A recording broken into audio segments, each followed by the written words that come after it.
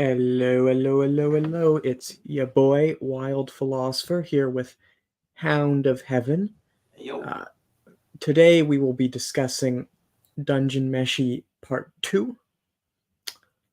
All about. Today we'll be returning to Delicious in Dungeon, and we will be discussing.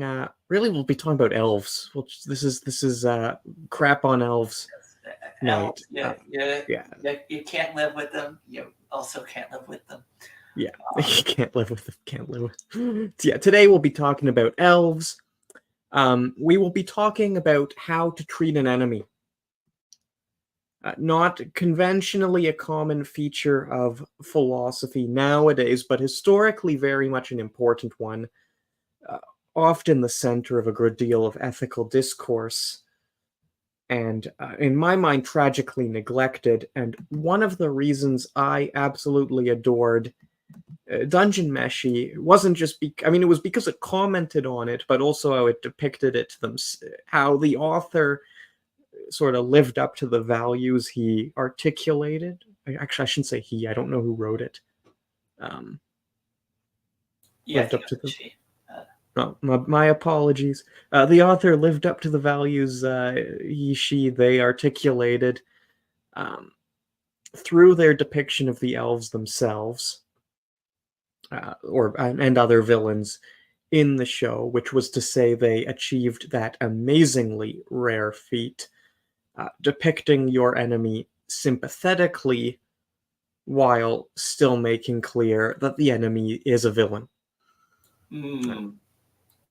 Yeah, very much a dying art nowadays, where a lot of media tends to oscillate between like, this is the most hackneyed villain conceivable, and this villain has a half-hour tragic backstory, and you spend the entire movie just going sobbing. It's like, why must you fight?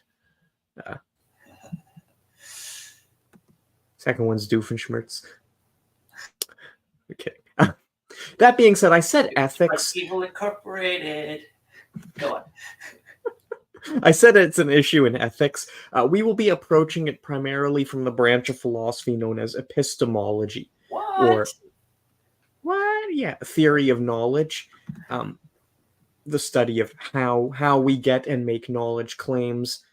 Uh, and there's a very good reason for why we're not discussing morality, and that's because it would be pointless. Just pointless. I'm going to go on a bit of an intentional digression for the moment, for teaching purposes, both as a general sort of discussion on reasoning and to illustrate, whenever Hound and I or Ryan or anyone else you might see on this channel do a video, what are the background considerations and sort of visions of reality that drive the channel? And the sort of in any discussion on morality or hopefully any other instance of or field of knowledge, metaphysics, epistemology, reasoning, and so on and so forth. There's a series of guidelines or diving reels, which loosely anchor our exploration and both guide us as we descend through the benighted caverns of the human mind and allow us to find our way home again. A bit like Ariadne's string in the Legend of Theseus, which isn't a pure metaphor, since philosophy itself is a sort of adventure in which we hunt the Minotaur. But returning to my initial point, the guidelines for discussions of morality are a whole series of questions such as what is morality for? Or why be moral? So, why do we want to be moral in the first place? What does it mean to be moral? What reason, is morality a means to an end, a way to treat other people, or is it an end in itself? Uh, is the good for the sake of the good, or are there types of goods that are purely subordinate? And to give an illustration of these questions, one of the major mistakes Nietzsche made in his reading of Plato, see his Twilight of the Idols, We go. was in mistaking Socrates' discussion of this exact same question, why be moral, in the Republic, for a serious argument against the position of the sophists and of Thrasymachus that morality or justice is worthless and merely a guise for, say, the sake of the strong. Like Socrates is certainly arguing against Thrasymachus in the dialogue, but it would be a mistake to think that Plato wrote the dialogue that way because he intends Socrates' argument to be a serious rebuttal. The logical flaws are, even in antiquity, were too obvious. And Socrates was well aware of them themselves. Obviously, if you don't care for questions about thinking or morals, questions of the head and the heart, then any argument advanced in the cause of either is useless because nobody can make you care. Socrates articulated this himself in, I want to say, the Theaetetus. It could be a different dialogue. It might be the Crito, where he said that philosophy starts tathomazine, or with wonder. This often shows up in modern-day philosophy textbooks, but usually it has its English connotations of curiosity, whereas the Greek word actually signifies miracle working. In other words, one enters the path of thinking not by a decision or because one was taught that way, but by a miracle. When Socrates asks why be moral to Thrasymachus, he's not speaking to Thrasymachus, the skeptic. He's speaking to Plato, the believer, to ensure that our questions and our explanations of how to be a just person, or a temperate person, or a wise person, etc., are consonant with the nature of morality itself. He gives a full explanation of this in the Phaedo, also by Plato. See Hans Georg Gadamer's Dialogue and Dialectic on 8 Hermeneutical Studies on Plato for an elaboration of this point, if you'd like a little briefer topic. So let me guess, Nietzsche took this entirely seriously? Yeah, Nietzsche thinks it's an amazing point against Plato to say that some evil people are happy too. Plato was perfectly aware of that. I think he has arguments that evil might ultimately fail in the existential sense, but the arguments against Thrasymachus in the Republic are not meant to seriously convert Thrasymachus, because Thrasymachus has put himself into a position, as have other sophists and modern day individuals who don't care for the truth and may only care for power. He's put himself into a position where truth, but it has no power. It can't sway him. If he does acknowledge it, that's only because of its utile function, and thus any rational argument would just be irrelevant, right? You cannot argue somebody into believing in reality. All right. And that's certainly not how Socrates characterized his project.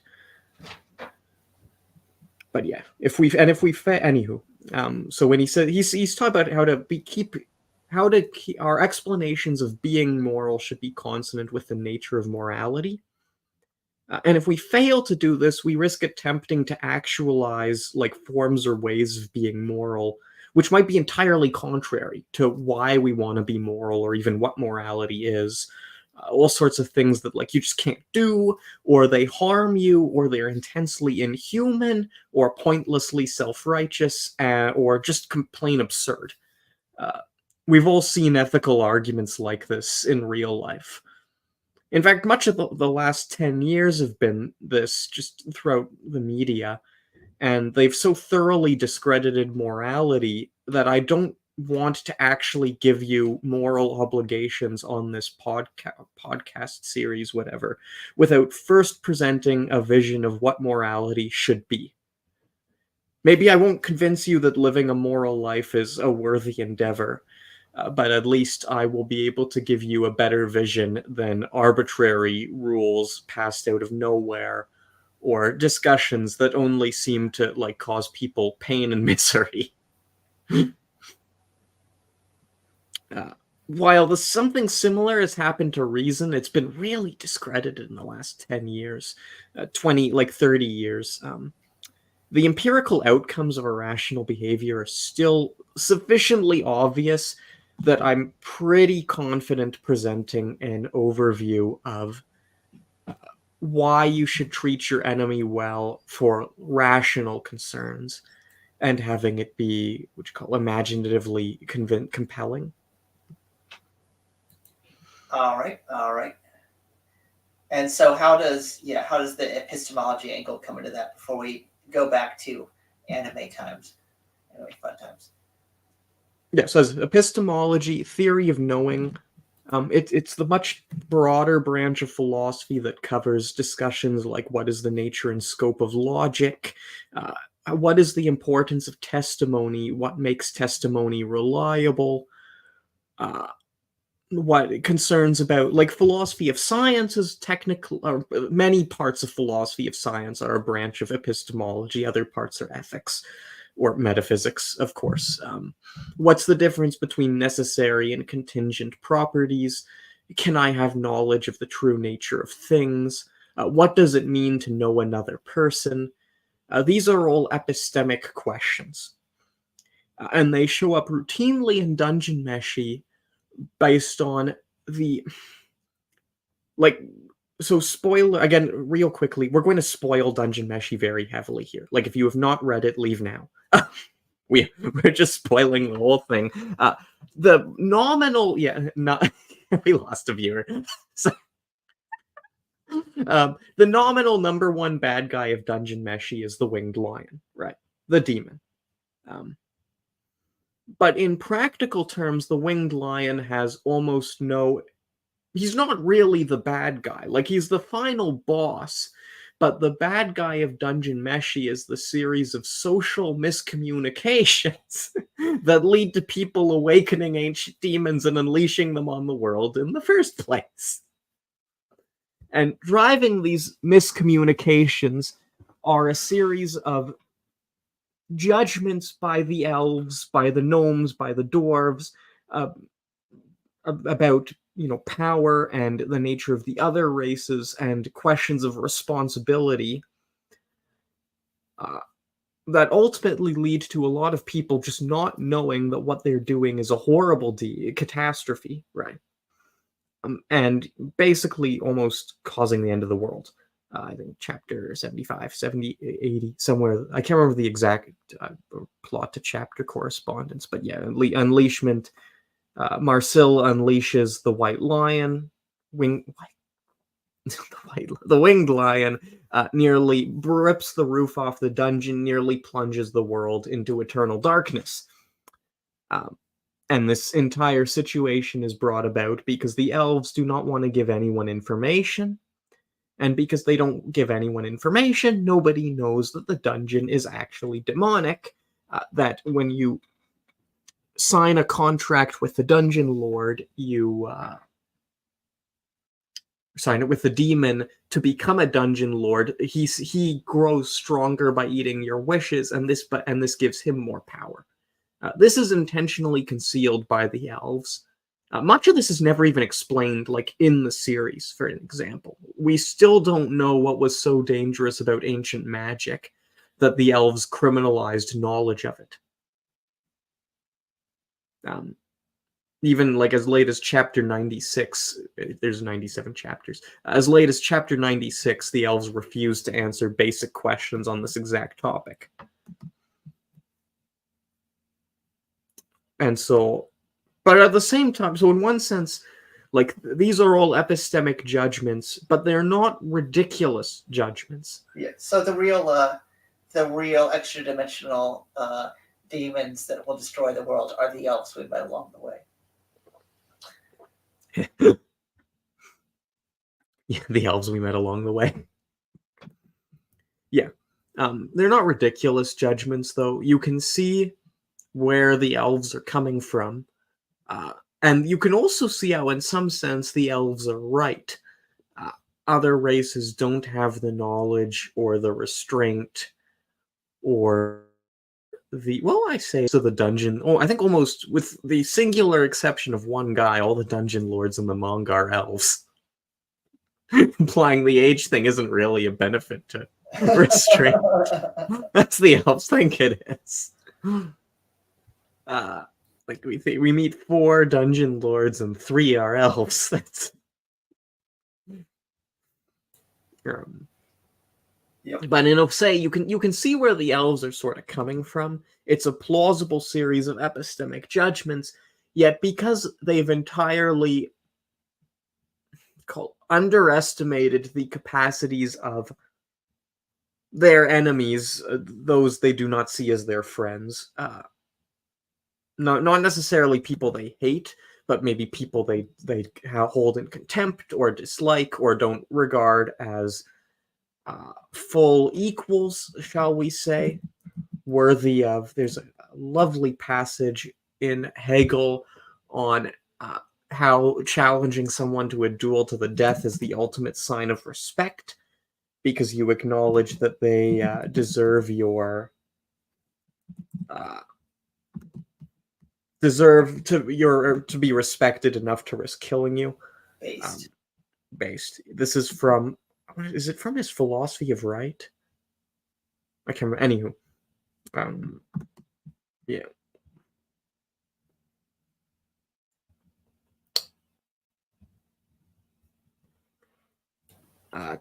Sorry, I was just wondering if I had a quote on that point, but I do not.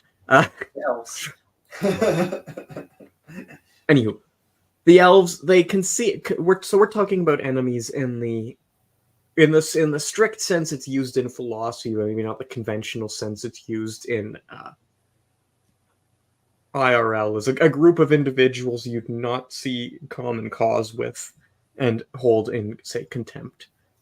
Not hatred, but they're not with you. They're the them, the us versus them, which we hear so much about how we should get rid of.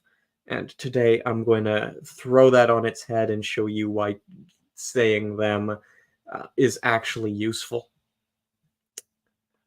on occasion, or so not actually a form of respect. Because yeah. So without further ado, when I was outlining this, I identified 4 major epistemic problems shown in Dungeon Meshi that arise because of the elves' assumption that everyone else is just a ninny. By virtue of their inferior age. Before we started, Hound pointed out a 5th one that I've sort of tucked into problem number 2. But yeah, if we want to launch right into basically mirroring. Do you want to go continue? Because we spoke about it last. Yeah, we talked about this last time, right? We discussed what you called stereotype threat. I'm sure I could use a refresher too. But if I remember correctly, it's about how the way you treat other people influences their actions. I know that sounds like super obvious, but they can start reflecting your actions, your views of them as well. So do you want to dive back into that? Yeah. So I used stereotype threat. There's one of the problems with our age of mass super specialization is academics have 30 or 40 different terms that simply describe the exact same thing in multiple fields. I picked one term at random, basically, and we were not using it in the same way that it's used in that field. We can think of it as like psychic mirroring. Might be a better way, maybe a less loaded term. I think it's kind of obvious that we behave towards others the way they treat us. If others treat us well, with respect, with kindness, we are more likely to care about, to treat those others with respect and kindness. Contrary-wise, if others are hopelessly rude and insulting and demeaning, we're probably not going to like them a lot, which is why most of us should have been taught at the age of 5 or 6 that you don't raise your voice at people and you treat them respectfully. And then when you get older and you can start using language properly, you may have heard that if you need to get somebody to take responsibility for something, a flaw of theirs, you always phrase it in the passive voice rather than the active voice. So instead of saying, why did you do such a crappy job, you would say, this job was not done at a sufficiently excellent level. Could I trust, but I can trust you to do a better job next time, eh? That's not the best, I didn't phrase that the best way, but this is a very, very common number one lesson on confrontation management in any business class. Like, and go to basically any business and start asking them, how do you break it to your employees that they screwed up? And they're going to tell you, like, if you want to be polite and be respectful, and as a manager you should, because people who are treated well do a better job and are less likely to quit.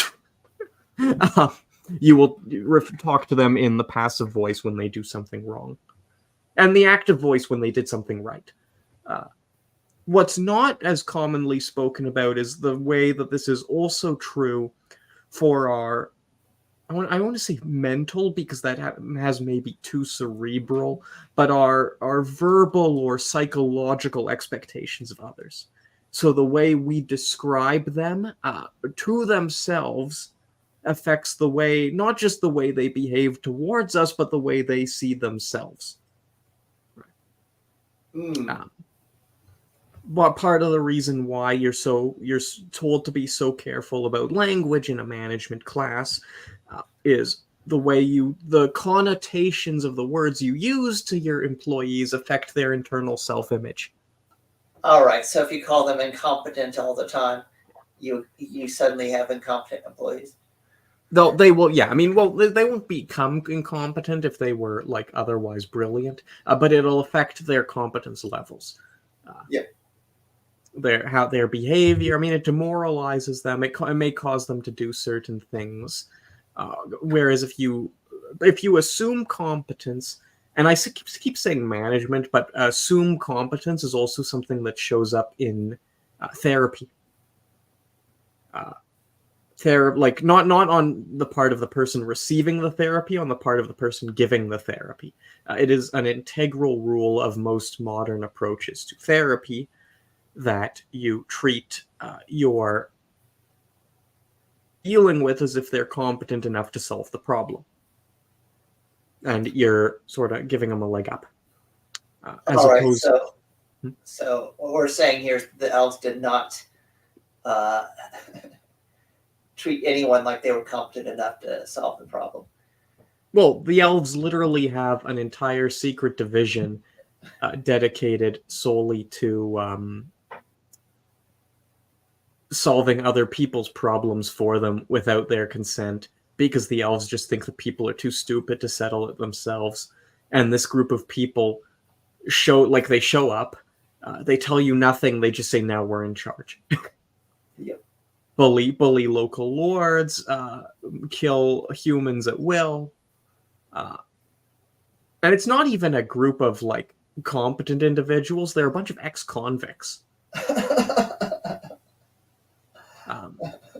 It's like the equivalent of the Unalive Squad from DC for elves.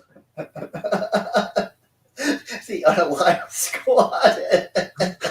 Unalive Squad. Yeah. You can see the sort of tension that unfolds in the manga, where certain members of the squad are nobles who have been, what do you call it when you fall out at court? And disgraced. They give you disgraced? Yeah, you get disgraced at court, so they give you an undesirable role, and those people are put in charge, and they're the ones that are just the worst.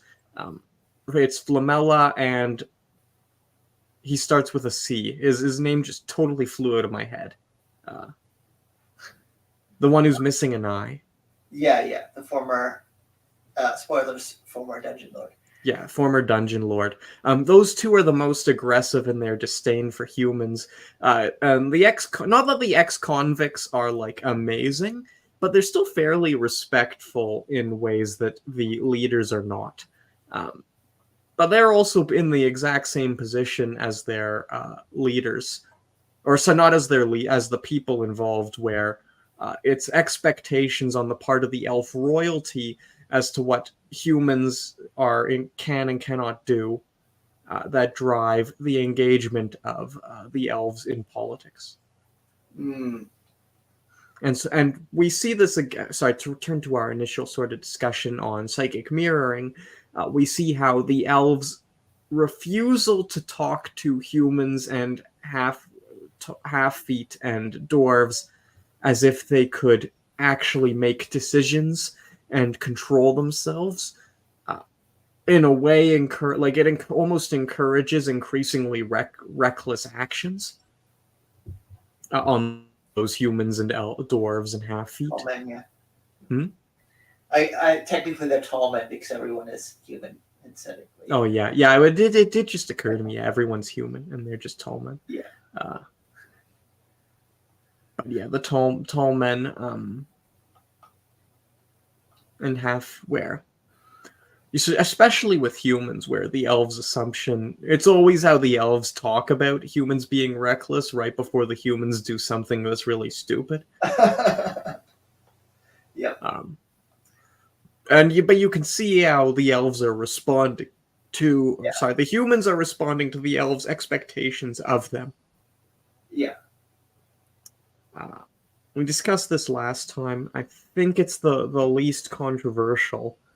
So I'm going to proceed to the I'm going to now build on this actually for the second way that treating your enemy as if he's incompetent, and not treating him as if he's competent and worthy of, say, respect and rational insight, leads to issues. And this is sort of the language we use, or linguistic psychic mirroring. Right.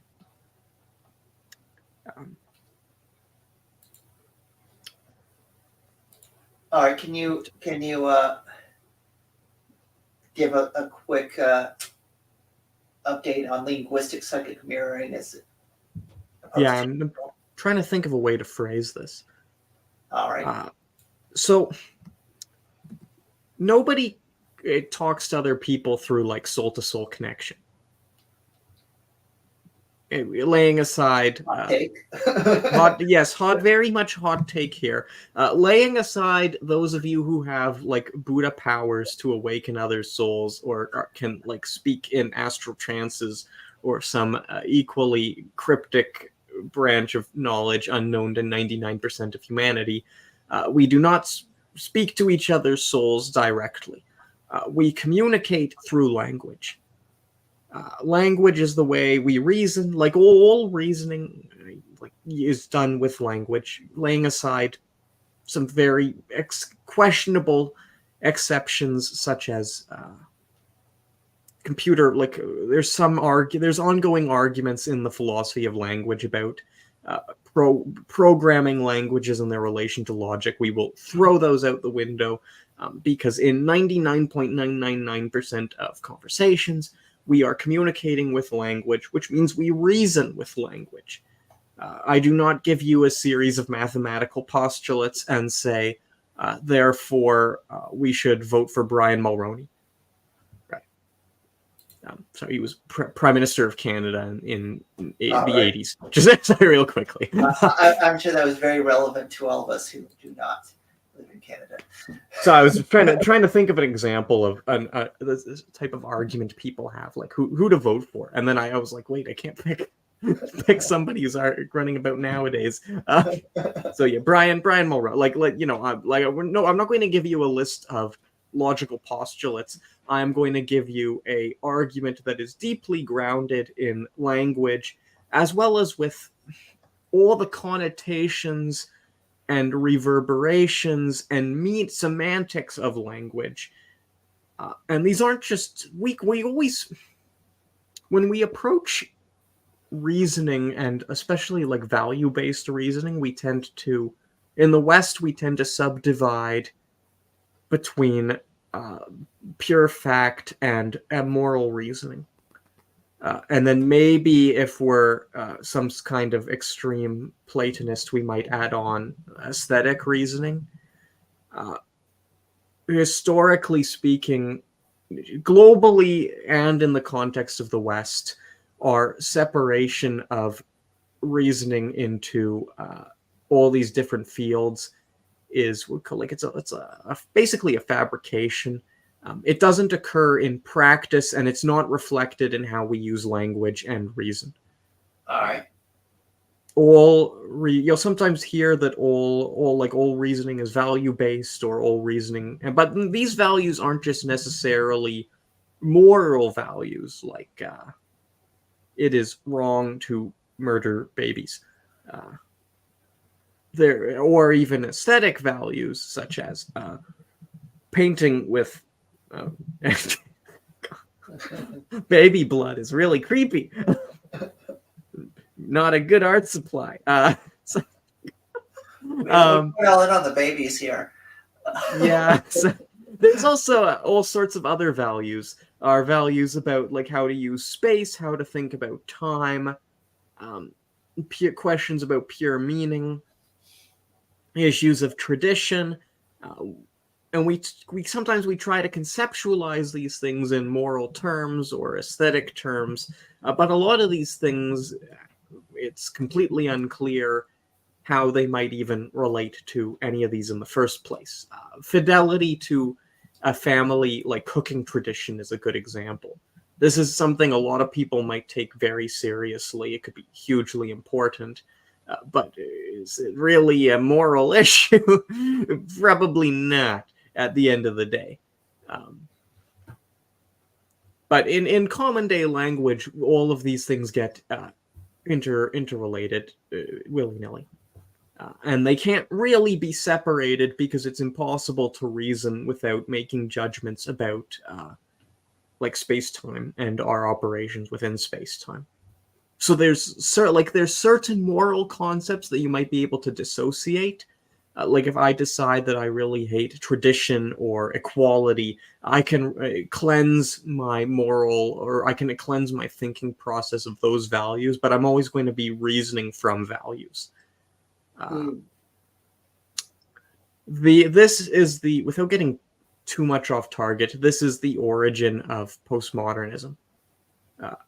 It was the revelation that the pure fact-based reasoning of modernity just didn't exist.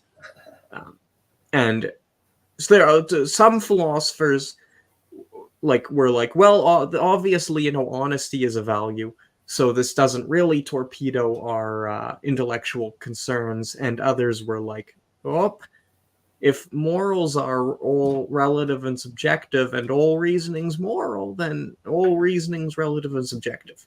That is a hopelessly grotesque oversimplification of 40 years of intellectual dispute.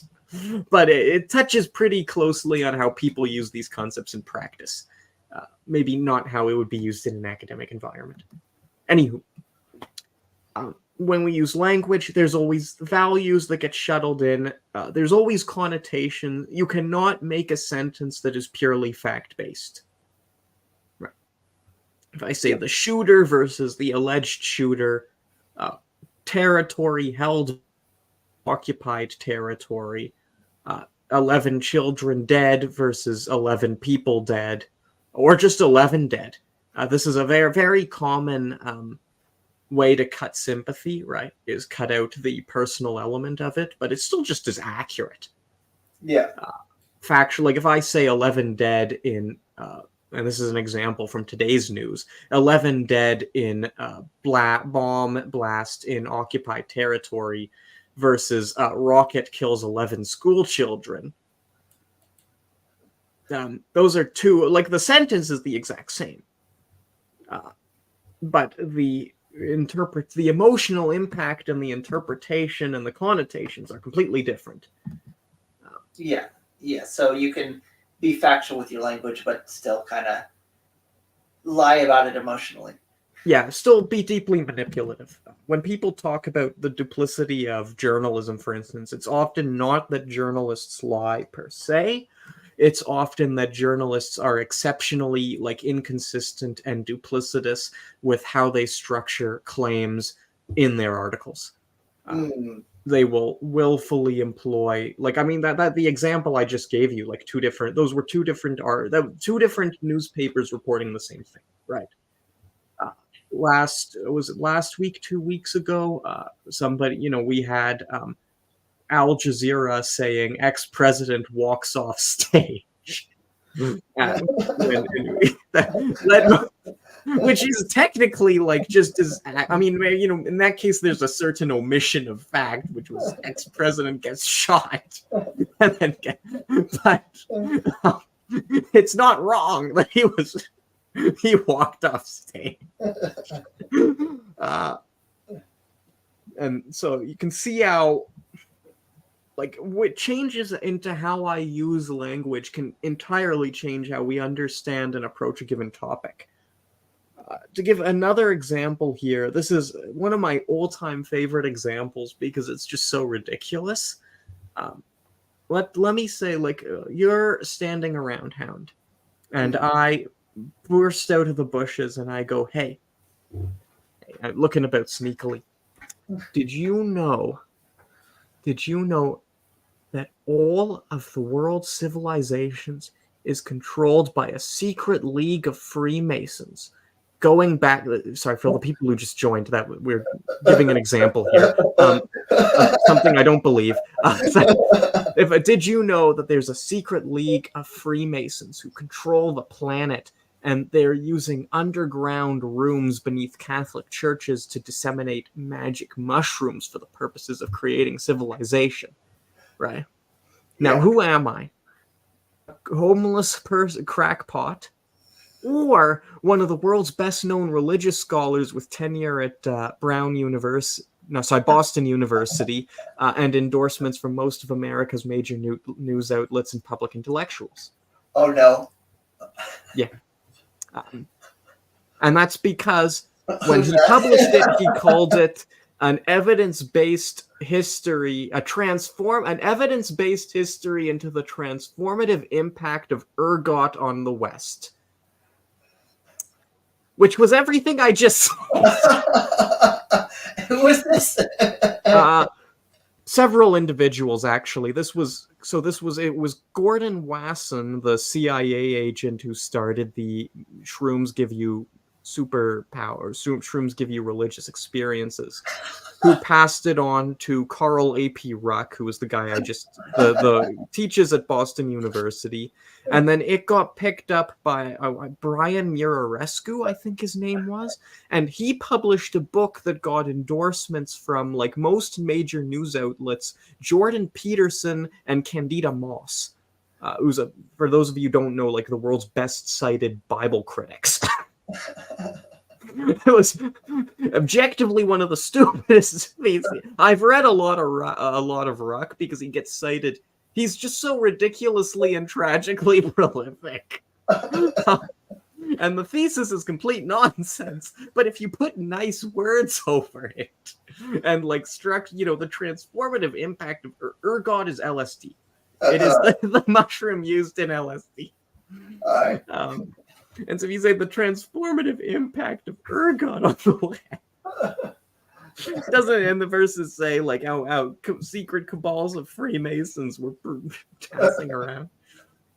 Its exact thesis, for those of you who are sitting there like, this guy can't possibly be reconstructing his claim properly, Ruck is either unaware or uninterested in the evidence that Roman Mithraism is not a continuation of Zoroastrianism. And so he aggressively misinterprets the Zoroastrian Homa or Soma, which was probably ephedra, as shrooms. I'm hoping YouTube's not going to kick us out for this. Anywho, he then says that these shrooms, the Mithraists of Rome, who were not Zoroastrian, used to eat bread, drink wine, and eat bread at their feasts. And he's like, obviously, this is a metaphor for shrooms. And then he tries to argue that the Mithraea, a lot of churches were built on top of Mithraea. So then he's like, they survived, became the Freemasons. Which sounds like something you get from inner traditions, but no, this is from Boston University. And as I said, I love that example because it's such an obviously absurd one. But if I told you I'm writing an evidence-based approach into the transformative impact of ergot on the West, or evidence-based history, sorry, yeah, it's like that would not be what you'd think I'd be writing. But that is what his evidence is bad, but it is evidence-based. And, if he were right, it would be a transformative impact. The problem is he's stunningly wrong. All right, so bringing this back to Dungeon. Yes, this is one of the most common ways that people manipulate and practice by they'll use structure language. And sometimes they'll even say that one thing is acceptable in case A and unacceptable in case B, because in case B it falls to some connotation. It's like, no, that's just semantics. Or it's the connotations of anywho. Now, normally this is just a problem. This is always a problem normally, but it becomes a huge problem if the person you're describing, so the person you're using language to re-describe, lacks the ability to read between the words or doesn't have the presence or knowledge to articulate their own stance. If either happens, they may begin articulating their stance using your language, which, depending on the connotations you ascribe to it, can completely change the nature of their stance. All right, yeah. So if, for instance, the hypothesis I just mentioned involves claiming that the Eucharist be shrooms. If a Christian were to respond to this and say he was not able to conceptualize that evidence-based is like the phrase evidence-based is just rhetoric. It is just meant, obviously, almost nobody is going to tell you something that they think is a crock of crap if they're being honest, right? If they're lying or bullshitting, to cite Harry Frankfurt, then maybe yes. But generally, what people tell you, they think they will have evidence for. The question is it good? But if the Christian doesn't have the presence of mind or ability of language to articulate that, he may be tempted to embrace, say, a form of fideism, historical relativism. I know historical relativism becoming very popular nowadays because most people do not have the historical consciousness needed to deal with the constant slew of aggressive misinterpretations that's come out of the university and newspapers, right? Mm-hmm. And this is, in some extent, it's understandable. In another extent, this is a disaster because knowledge of our past is integral to our future. We don't know what went wrong when, we're likely to repeat it. And if we don't know why we're doing certain things today, we're likely to misunderstand or stop doing them or start doing them wrong. Anywho, so that's, one example of how this can work in practice. There's some academic theories that certain groups of individuals have the ability to read between the words or articulate their own stance by virtue of being marginalized or whatever. Standpoint theory is an example. This is just a skill though. It's a skill that you have to cultivate. And if you don't, as I said, it could entirely affect how you understand your stance. For me, and sorry, the reason I went on this lengthy, 10-minute long tangent about the nature of language and how people use it is because Thistle in Delicious in Dungeon is just an amazing example of this. All right.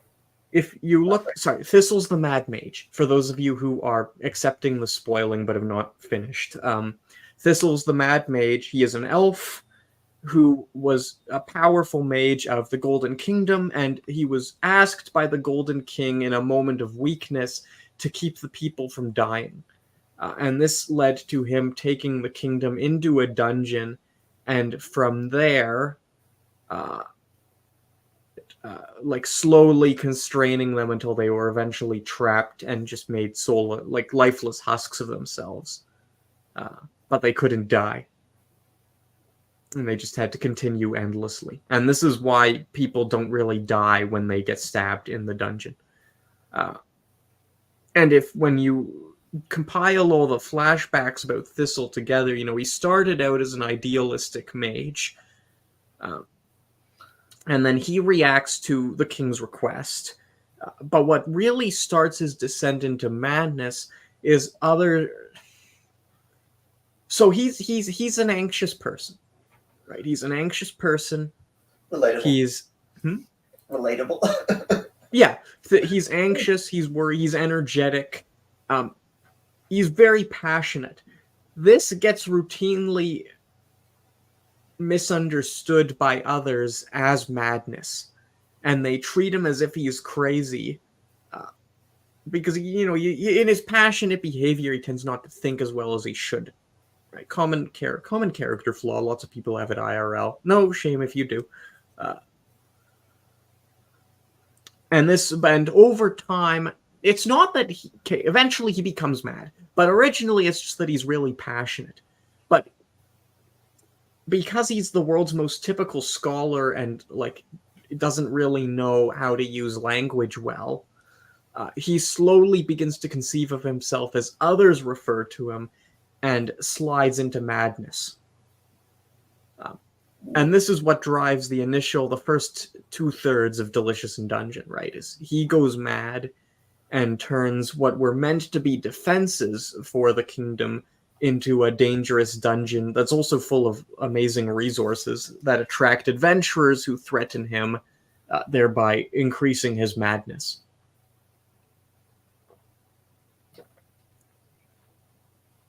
And because nobody in the kingdom knows how to, not relate to him, refer to him, treat him properly. I don't know if that's maybe the right way of putting it. They're not willing to be honest with him in an emotionally revealing, is that maybe way? Is that the way to put it?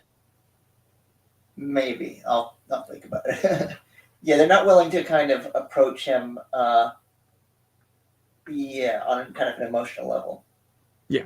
It's not until the very, very end, after 1,000 years, that Yad is finally able to do it, but by then Thistle's mind has already been blasted by the winged demon. Mm-hmm. Which is why, it's an interesting novel in many respects, because it has clear-cut villains. You root for the hero. You're not really upset to see the villains go, and yet you can understand and even feel sympathy for the villains, which is just genius. It is so hard. As somebody who tries, I'm a really bad fiction writer, but I try my best. It is really hard to do that well. Mm-hmm. Really, for that alone, Dungeon Meshi deserves lots of praise.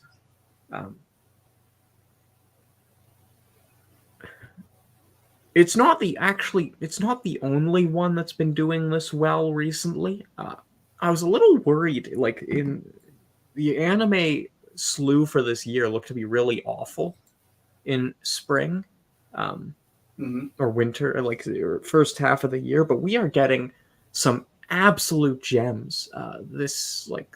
We got, actually Delicious in Dungeon already premiered, but we're getting Isekai Shikaku, or No Longer Allowed in Another World, which is purportedly a comedy on stereotyping or mocking modernist writers. So anyone who's had to suffer through... read. Oh yeah, they make you read John Steinbeck, right? Mm.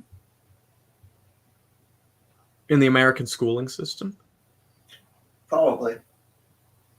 they better. I had to read him, but he's he's like the quintessential American writer. I hated the guy, not because he was American. I just hated his writing. Like, anywho, like the modernist writing on like morality will fail, hope will fail, goodness will fail, doom is the only end. So let's sort of embrace our death. And in the European and Japanese strain of modernism, this was very heavily connected to drug use. All right. The Tropic of Cancer is a quintessential piece of modernist fiction. That going over, like, it's just all about depression driving drug use, which in turn confirms depression, and the characters don't want to leave their depression. Or this side, I mean, the characters. That one is a piece of autobiography. Anywho, Isekai Shikaku. I don't want to say too. Next week, I plan to do another one on this exact topic. Exploring sort of ways to understand your enemy in a manner that's beneficial to your enemy.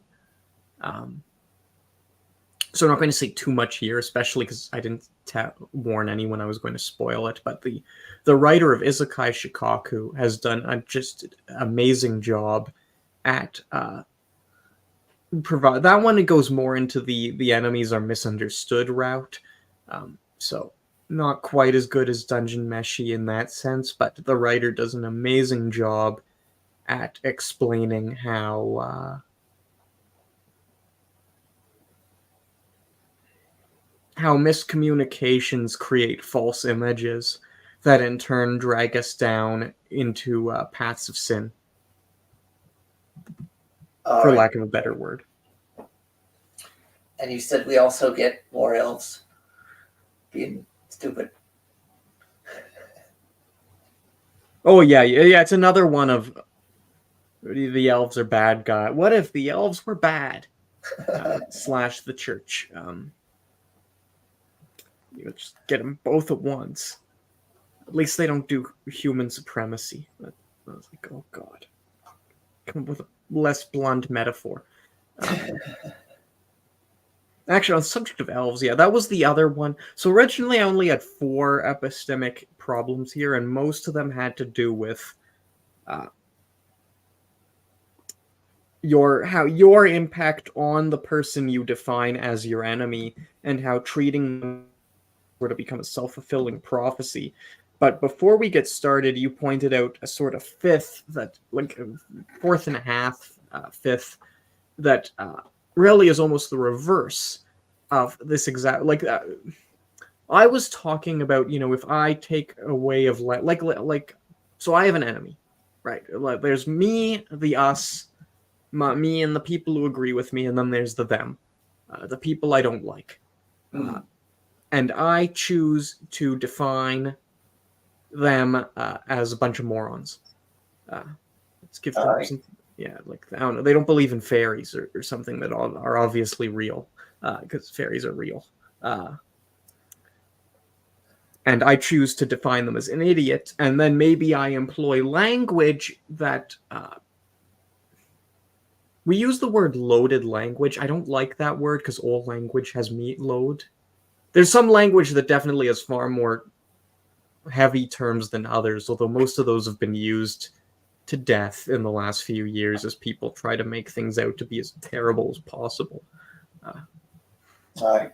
But I use language to sort of codify. So, like, instead of saying the bad arguments of people who don't think gnomes are real, gnome deniers, I say the impoverished mental faculties of gnome deniers as manifested in their feeble attempts to defend their awful position. Right. They're intellectually bankrupt anti-gnome rhetoric. Yes, intellectually, but yeah, and I go on and on about this point. We've been talking about the risk to them, that they will listen to us. Like the tall men and the half-feet will listen to the elves. The other issue, however, is and the one that's also not to be underestimated, is I will come to see them. My decision to use foul language or offensive language will eventually affect how I see them. Right. Mm-hmm.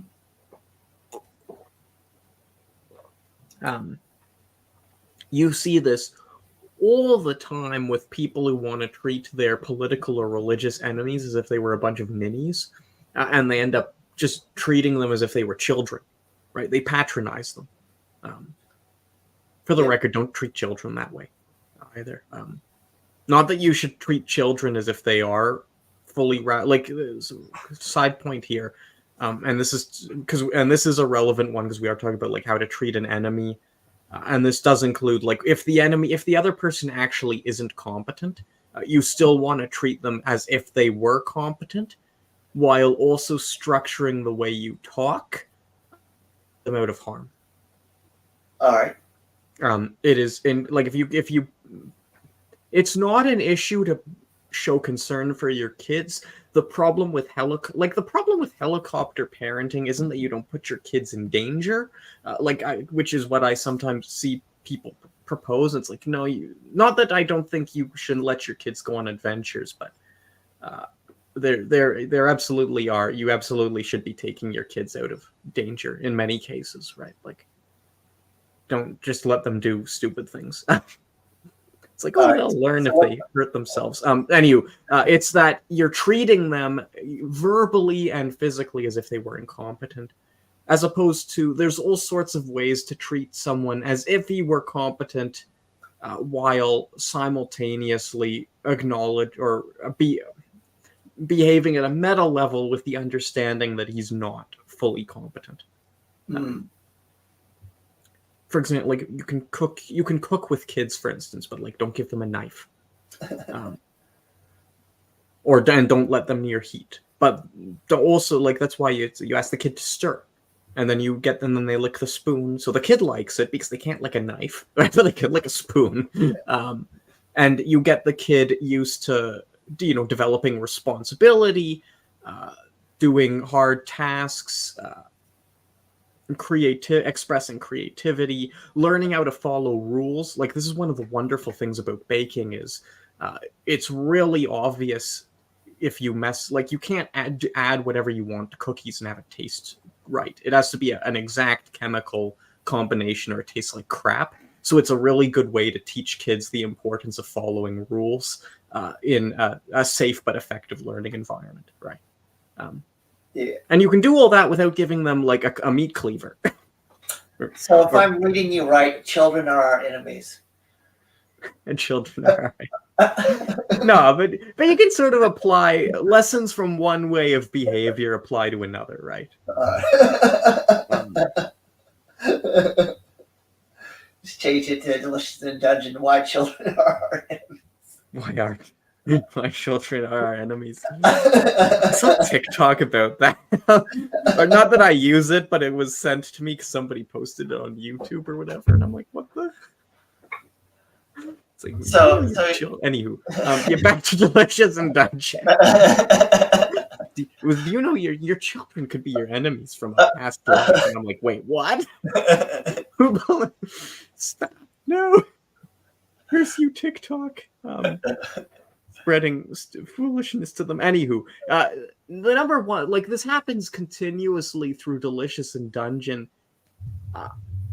and the two worst cases are with Marcel and Thistle, where it's not even that they think of these people like they're trying to treat others. Okay, no, maybe not in Thistle's case, but in Marcel's case, she's not trying to treat the non-elf humans around her as if they were her inferiors, and yet her and Thistle, they engage in actions to protect others, sort of in spite of those others, and without taking like the whims of the others into account, and then they sort of, it's like when the others confront them about it, their basic response is, well, we know better. Right. Yeah, or we live longer. We live longer, we experience more. And again, this isn't the brilliancy of Dungeon Meshi is this isn't actually a ridiculous reason. Marcille had to watch her dad die at a lethargic pace while she was still stuck in a child's body. And it was deeply traumatic. And then she's sitting there realizing, her friends are just they're trying to convince her, she doesn't have to worry. These are bad concerns. And Laios can sort of understand what she's going through because he saw her nightmares. But he did not have to experience watching his parent wither away while stuck in a child's body. And for her, the understanding that Laios and Fallon and Chilchuk will wither and pass on while she has to exist for hundreds of years more, potentially another 900 years, is soul-crushing. But it is real knowledge she has that Laios, he can empathize with, he can do his best to approach, and he is successful at the end, which is nearly averts a very near catastrophe.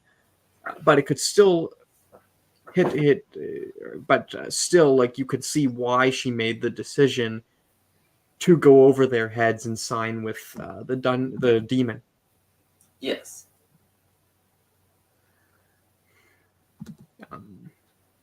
It's just the wrong decision. It's because she, I guess, failed to take the imaginative faculty of man into account, or the moral, the care of others, and stepped over them patronizingly. And not because she's an elf, but just because of her past experiences and experiences she knows they don't have. And this leads to her nearly destroying the planet because she lets herself get taken over by the demon lord. All right.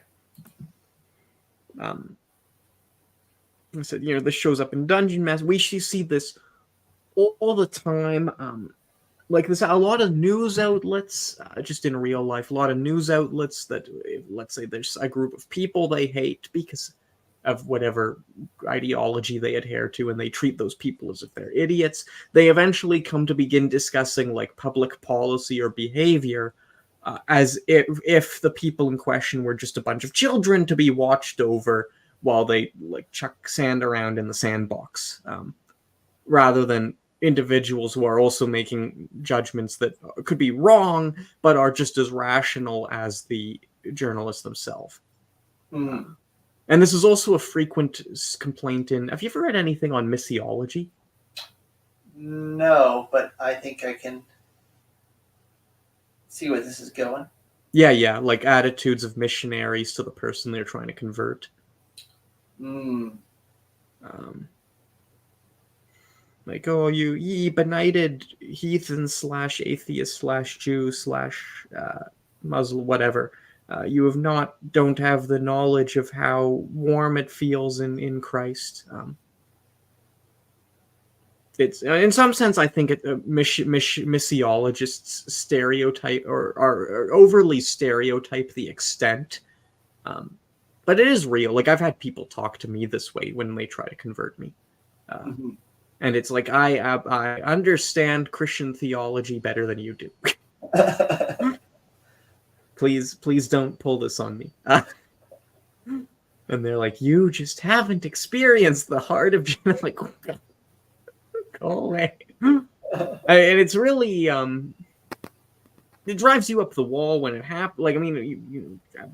Anyone can do this. I'm just picking some real life examples here, but it drives you up the wall because no, I know exactly what you're talking about. And they're like, you don't know what I'm talking about. Yeah, not the only, missionaries are, most maybe most stereotyped example. A lot of Bookchinites, followers of Miri Bookchin, treat me this way. They're like, "You just don't understand his brilliance." I'm like, I know what Bookchin said. Bookchin was wrong, profoundly wrong about many things. But they have entered this mind space where, like, you don't understand the brilliance of Miri Bookchin, who was a political theorist, real quickly.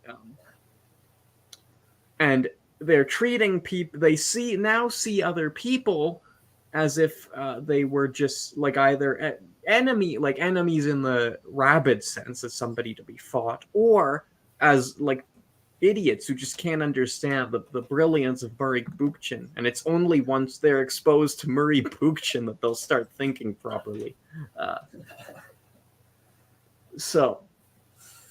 And obviously, like, I keep bringing up these examples. If any of you adhere to these things, I'm not bringing these things up because I want to like mock your life decisions. I'm bringing these up because you're not going to convince anyone by aggressively patronizing them. You'll just annoy them, right?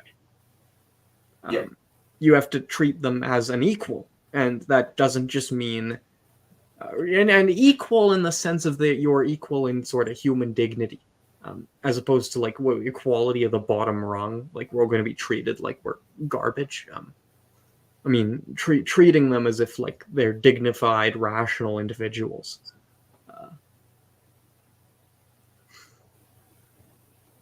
Who, maybe they have a decision that's different from you. Maybe it's not the best reasoned decision.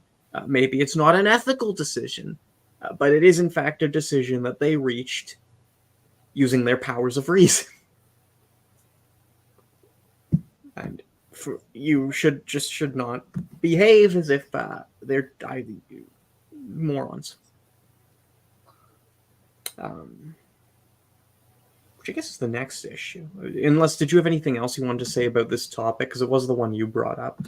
Yeah, no. I think you did a good job at fleshing out my little pokes and prods at your position. I do think it's interesting that kind of elves and half elves serve this position for Ryoko Kui here.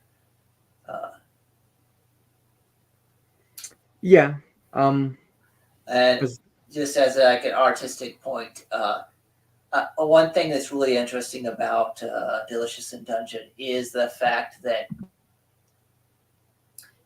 it almost follows a lot of the stereotypical D&D fantasy-esque world building, but then kind of further nuances it, right? Like we've seen the elves proud, arrogant, like probably 100 times already, right? But this feels more real, I guess.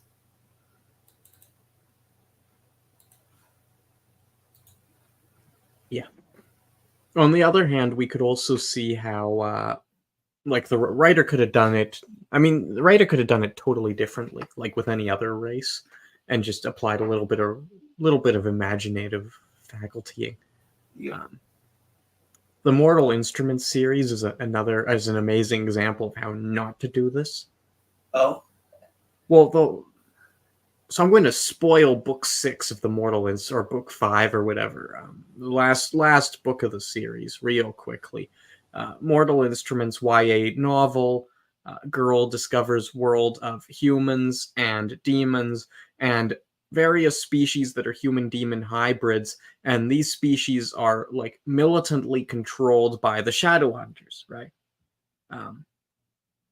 And the Shadow Hunters use they use a plausible, like, again, it's the same sort. I stand by my view that the Shadow Hunters are the villains of the series,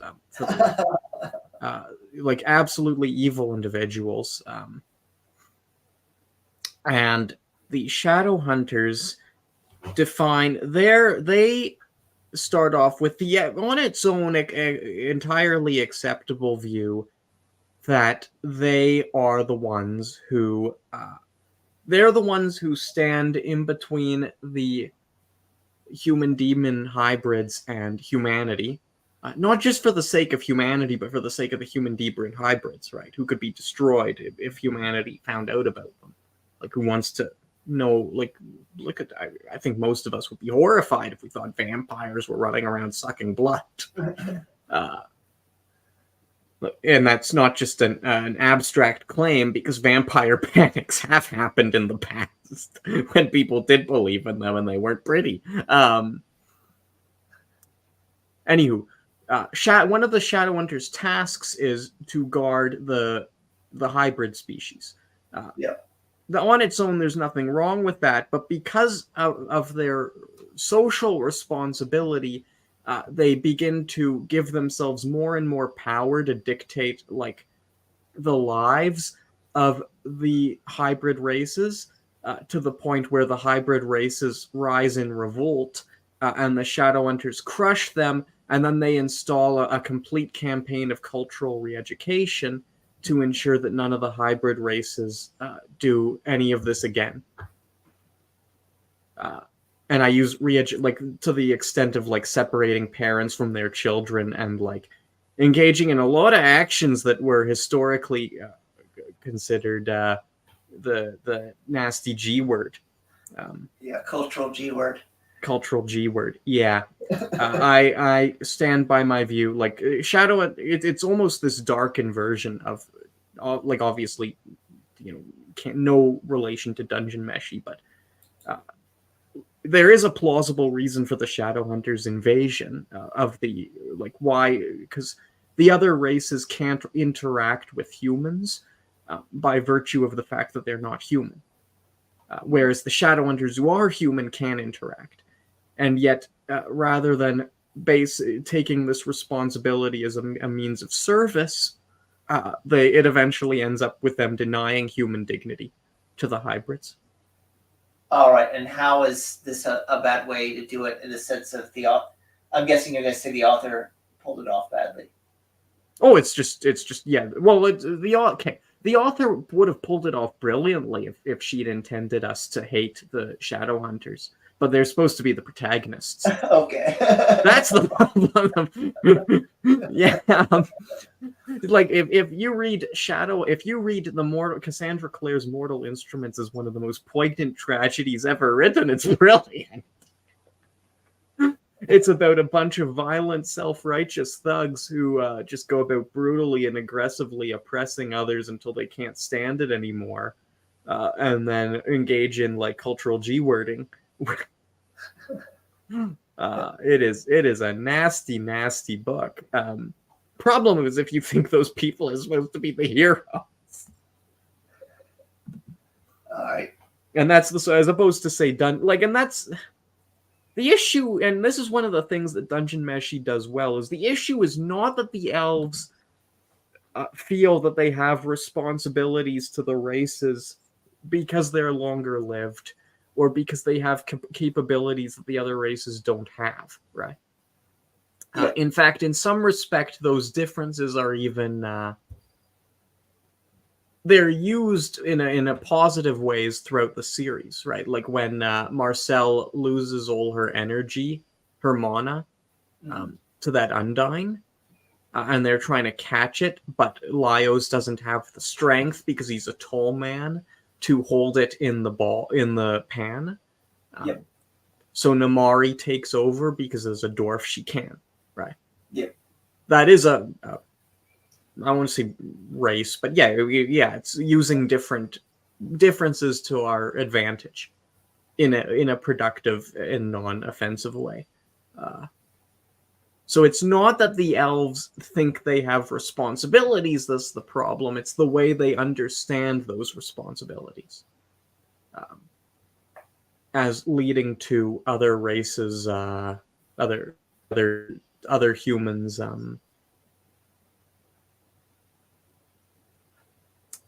Again, like lesserness, intellectual feebleness, Infantilization. Yeah, and that's the perfect infantilization. Yeah. And maybe that's a perfect opportunity to move into the third problem, keep our momentum going here because it's 10:30.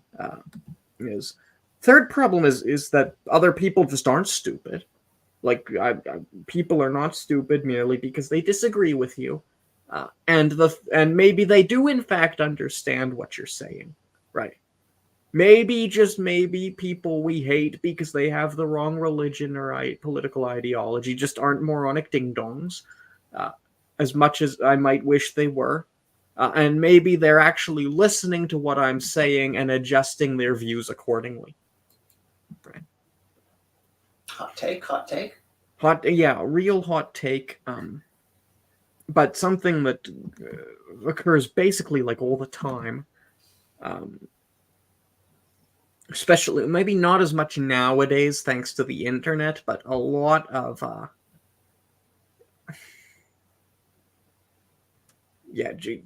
happened a lot in the past, still happens somewhat nowadays. A lot of positions that our media labels far right came from Marxists. They were adopted by right-wing thinkers in the 30s, 40s, 50s, 60s, 70s, because right-wing thinkers were like, no, Marxists have a point sometimes. This guy is totally correct. I may hate his political views in general, but I 100% agree with him about the importance of living in a beautiful society, an aesthetically pleasing one. And then the media nowadays sees that the right believes this. The quote, and I say right, I want to asterisking. I hate the expression social construct, and I hate social construct theory for reasons that'll become clear. But if anything that we used so habitually had no meaning, it would be like right and left, like completely arbitrary, that connote almost nothing. There's never been a series of like positions that we can actually confidently ascribe to like either one group but not the other throughout time. Like has not exist, does not exist, will not exist, and it's not represented in history. There's snapshots in which multiple groups fight, but there is no grand historical narrative. But any media notices, they notice that, hey, all these right wingers are talking about beauty. This is a right wing position.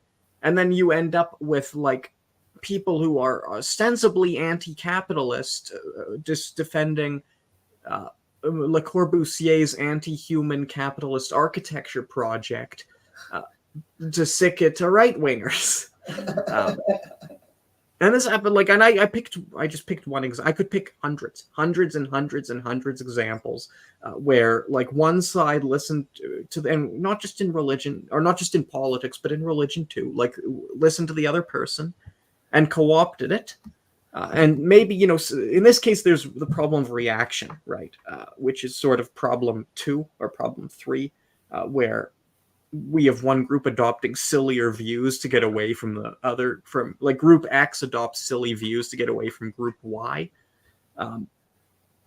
The other issue is, well, there's a whole bunch of issues. Like, first of all, they might actually take the image you present of them and just adopt it intentionally. This is an extreme instance of stereotype threat where people engage in or psychic mirroring. Sorry, to pick our less extreme instance of psychic mirroring, where like you go on and on and on about how being on time. Yeah, that one. You go on and on and on, about how blacks are violent, or whites are racist, or men are sexual harassers, and it's always going to be a fringe minority, God willing, but they adopt it as an intentional position, and then you're really in the hole. But the other problem is, maybe they understand your argument and use it to weave a new position that you absolutely loathe. Marcille in Delicious in Dungeon, right? Great example here of how she takes elvish, like she almost hybridizes elvish objections to humans learning about ancient magic in the dungeons, with elvish views that it's okay to do so for themselves, and this leads to her engaging in progressively more sketchy activities, from raising the dead to becoming a demon lord, or dungeon lord. Sorry. Well, I think there's also the fact that she internalizes the elven distaste for the short-lived people. And it's like, oh, what if I just made everyone live equally? That would fix everything. Yeah. And she basically hybridizes it to reach a position that her friends don't like and the elves also hate. Yeah. Right. Because and again, not for ridiculous reasons, because you can see like Marcel's like, I'm going to now join the Dungeon Lord. It's like, no, don't do that. And I mentioned, like, this is why do I hate social construct theory? It is a perfect example here of it. Like, so social construct theory, the original theory as formulated by Berger and Luckman in The Social Construction of Reality, which was either 66 or 69, applies to it's in the title, right, of reality. It applies to everything. All phenomena are not constructed, not in there, but socially interrelated or socially understood. Right? There's no knowledge that is not social.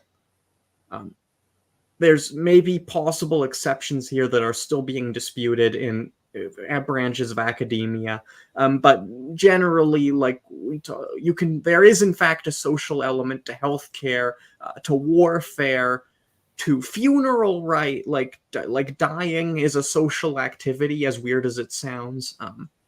Love is social, so everything is socially related. This theory then gets combined with,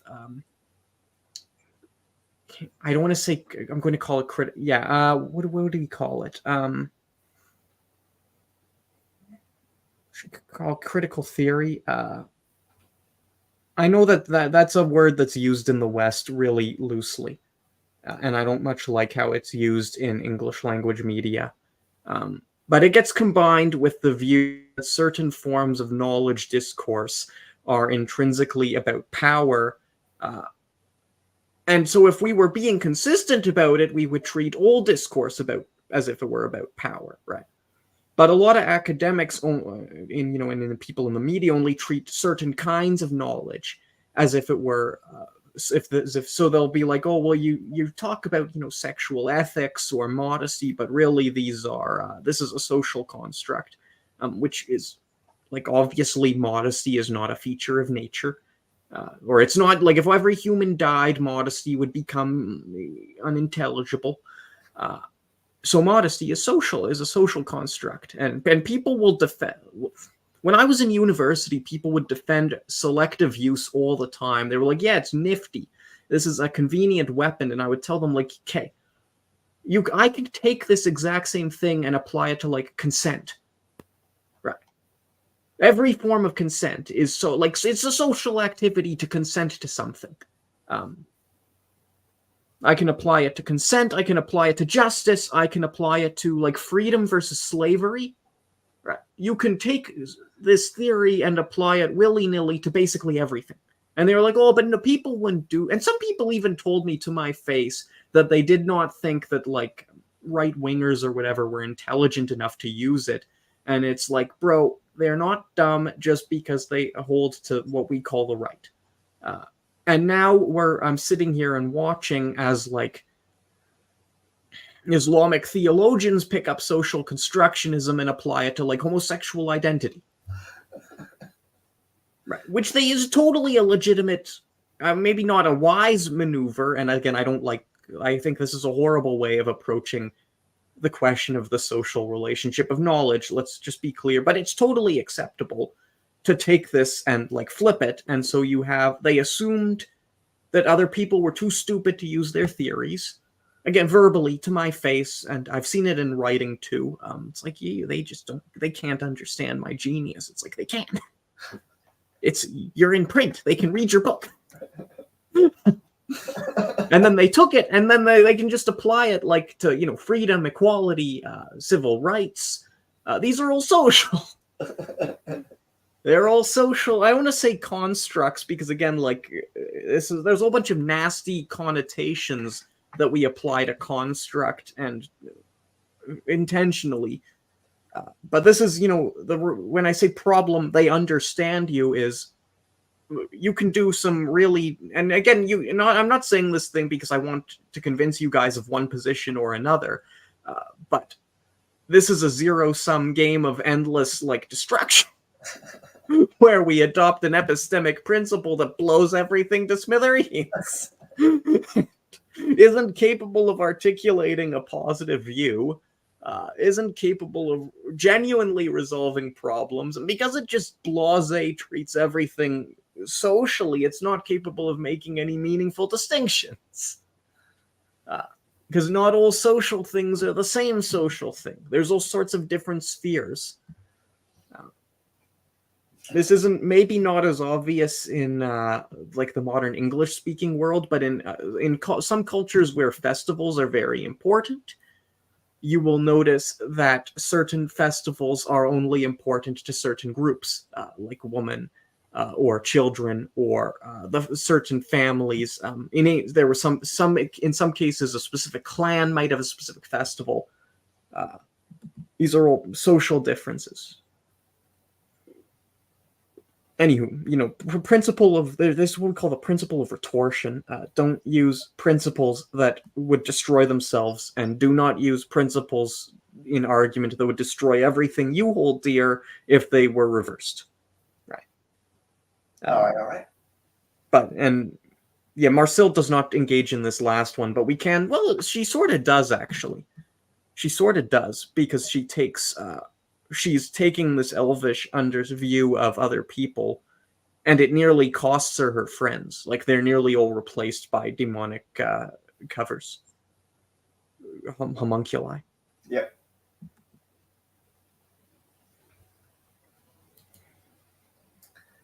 But then, I guess, problem 3 is not a problem.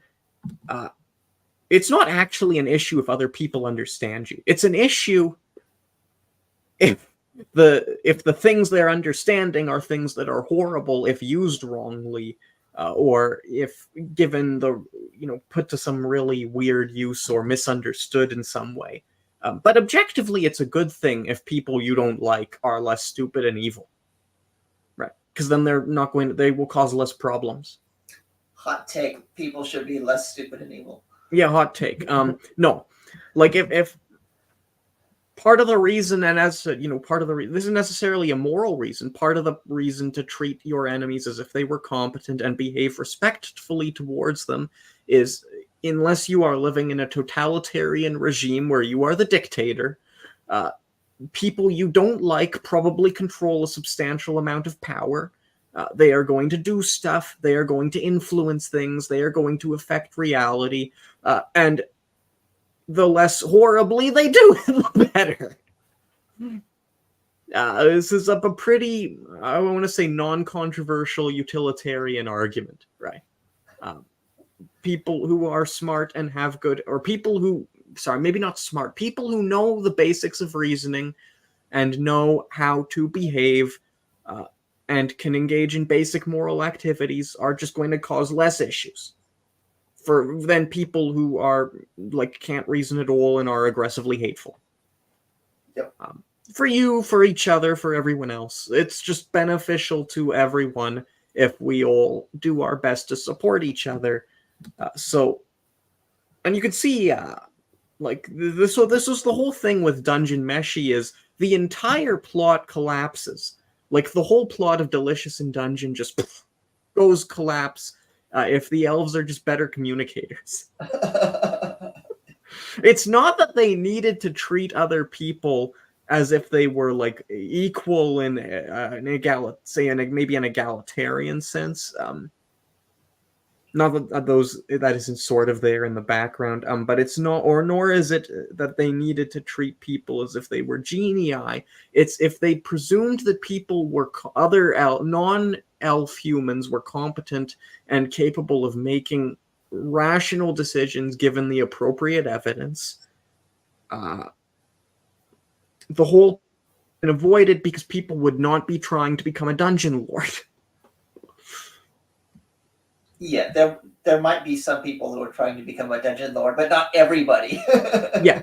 And it would be way easier to deal with those people because they'd be unabashed psychopaths. Yeah, it would be like, there would be people who'd be like, hey, sure, I might like to grab some stuff from the dungeon, but no, you cannot go there and become a dungeon lord. That is going to put my family in danger. Yeah. But instead, everybody's like, yeah, dungeon lord, cool. Let's become that. And then you have the problem. I see no problem. It's not like there are any demons waiting to climb out of the earth and devour our city. Yeah. And then you have the elves trying to kill the people doing so because they're trying to go into league with demons, which is knowledge the elves have, but nobody else has. And so from the perspective of everyone else, the elves are just showing up to murder people. And this is the whole this is Cabru's role in the story is halfway between elf and man, in a way that say Marcel isn't.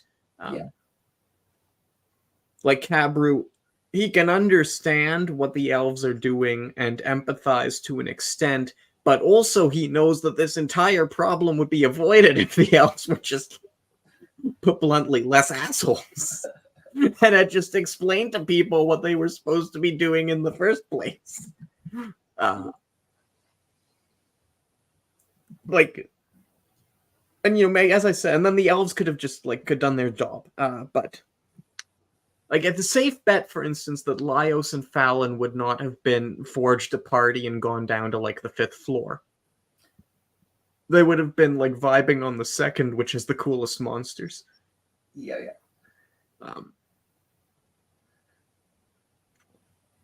So yeah, that's just, I guess it's the 4th problem is treat people well, treat your enemy with respect, dignity, and maybe don't assume competence, but don't infantilize him or her or them, and you will live in a better world. And you won't have to sit there and watch as the guy you thought was an idiot for 90 chapters defeats the force of primordial darkness that tens of thousands of elves have failed to budge over millennia by eating it. Just by being a little bit extra autistic. Yeah, just by being it's what if I were a cool monster, guys? And then he just eats it. Just eats it. And the elves are just bruh.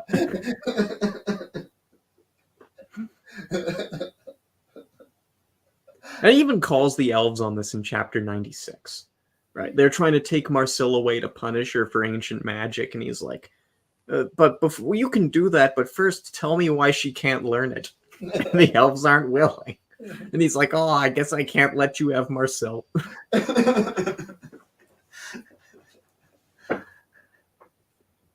But yeah.